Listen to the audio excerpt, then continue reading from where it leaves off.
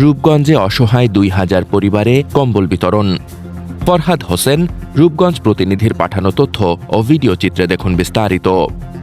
২২ জানুয়ারি বুধবার বিকেলে রূপগঞ্জের আমলাব এলাকায় Asian international school and college মাঠে অসহায়দের মাঝে কম্বল বিতরণ অনুষ্ঠানটি অনুষ্ঠিত হয়।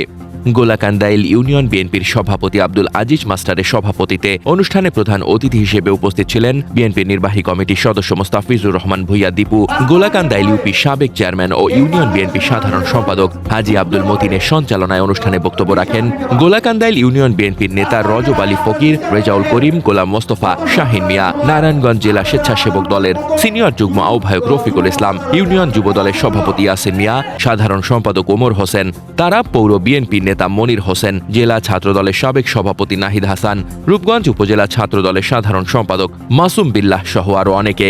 পরে গোলাকান্দাইল ইউনিয়নের ১ ও ২ নং ওয়ার্ডের ২,০০০ পরিবারে শীতবস্ত্র কম্বল বিতরণ করা হয়।